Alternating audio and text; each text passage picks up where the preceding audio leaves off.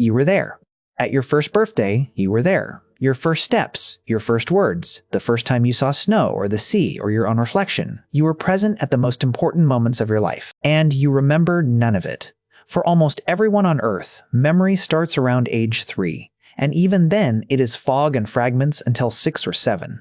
Everything before that is gone. Not blurry. Gone. Scientists call it infantile amnesia, and for over a century, nobody could explain it. Sigmund Freud noticed it first, and being Freud, he decided those years were full of forbidden desires, so your mind buried them on purpose. He was wrong.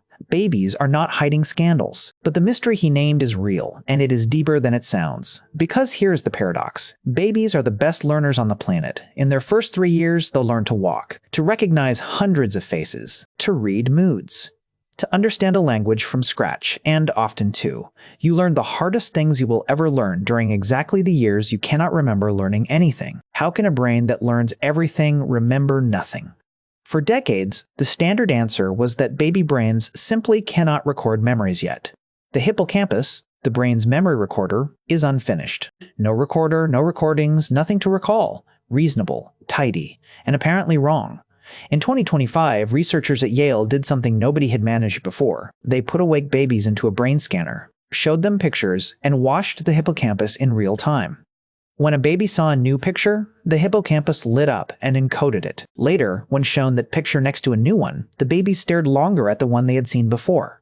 The memory was in there. From around 1 year old, baby brains are demonstrably recording, so the recordings exist, and then we lose access to them. The tapes are not blank. The tapes are unreadable. Why? Scientists have found several suspects, and they all point the same way. Suspect 1. Construction. A baby's brain is the biggest building site in nature. In the hippocampus, thousands of new neurons are wired in every day. When researchers boosted the growth of new neurons in adult mice, the mice started forgetting things.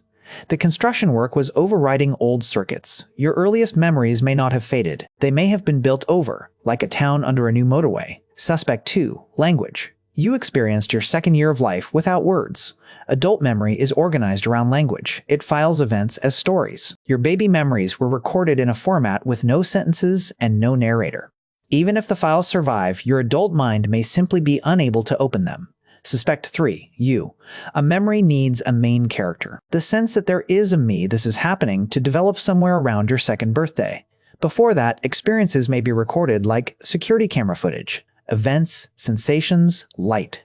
Nobody in the frame. So which earliest memory do you actually have? Think of it now. Your very first one.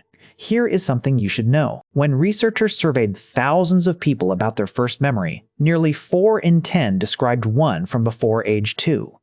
Based on everything we know, those memories are almost certainly fictional, built later out of family stories and photographs, then quietly backdated and filed as real. Some of you are, right now, fondly remembering a scene your brain assembled like a film set, and yet, those invisible years are not lost. This is the part everyone gets wrong about infantile amnesia. You cannot remember being a baby, but your body and brain remember everything. The language you think in was installed then. Your sense of whether the world is safe or hostile, whether people can be trusted, whether comfort comes when you cry, the deepest settings you carry, were configured during the years behind the wall. You are the saved result of a game you cannot rewatch. Psychologists sometimes put it like this: the memories are gone, but the learning remains. The first 3 years did not leave you a diary. They left you a personality. So no, you will never get the tapes back.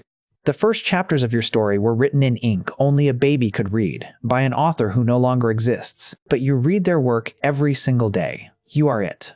Now you know.